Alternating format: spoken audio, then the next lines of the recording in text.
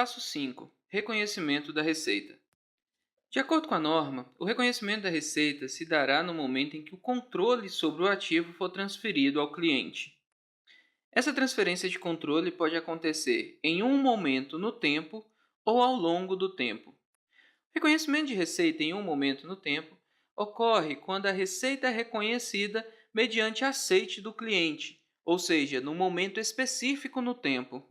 A receita ao longo do tempo é reconhecida na proporção em que o serviço é prestado ou que um item é construído para entrega ao cliente, ou seja, é reconhecida a receita ao longo do tempo pela transferência contínua do ativo ao cliente. Em nossa opinião, o melhor meio de se definir se uma receita é reconhecida ao longo do tempo ou em um momento no tempo é fazer uma análise por exclusão. Primeiro, analisa-se se a receita a ser reconhecida deverá sê-lo ao longo do tempo e, caso ela não se encaixe em nenhum dos critérios, significa que ela deverá ser reconhecida em um momento no tempo. Isso porque, para ser reconhecida como uma receita ao longo do tempo, é necessário que se atenda a critérios específicos definidos na norma. Deverá ser atendido ao menos um dos seguintes critérios. O cliente recebe e consome simultaneamente os benefícios gerados pelo desempenho por parte da entidade à medida que a entidade efetiva o desempenho.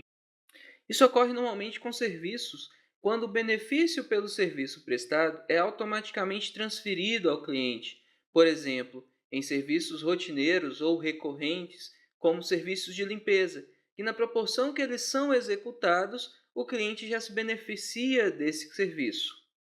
Em alguns casos, pode ser difícil definir se os benefícios são transferidos automaticamente para o cliente.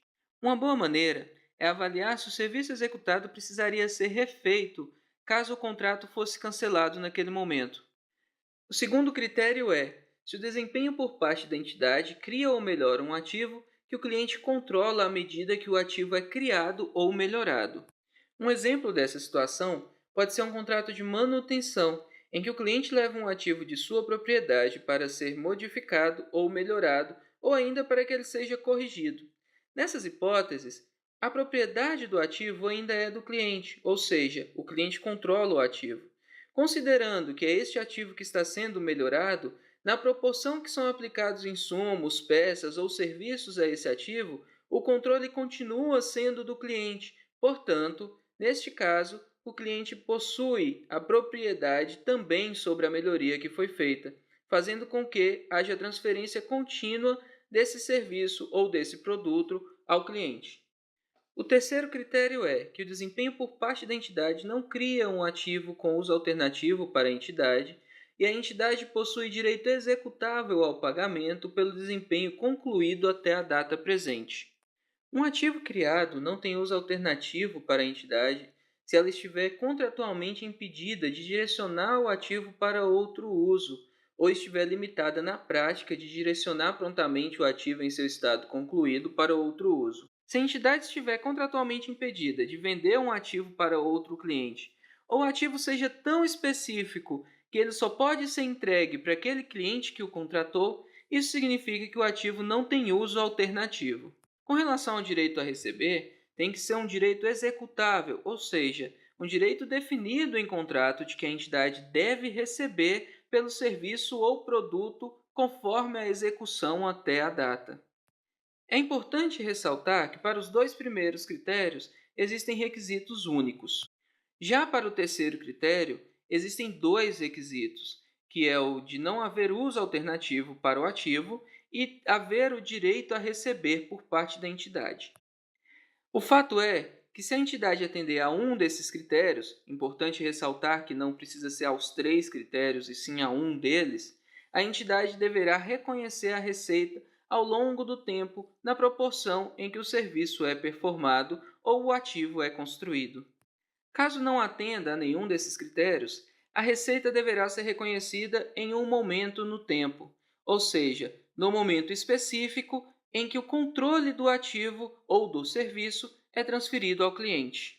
Aliás, em se falando de controle, é importante ressaltar que tanto para o reconhecimento de receita em um momento no tempo, quanto para o reconhecimento de receita ao longo do tempo, O controle é um critério importante para se definir o tempo em que a receita será reconhecida, ou seja, o momento correto em que a receita será reconhecida. Os critérios de controle são definidos na norma e a norma dispõe de uma lista não exaustiva, mas sim de uma lista exemplificativa a respeito de quando o controle é transferido.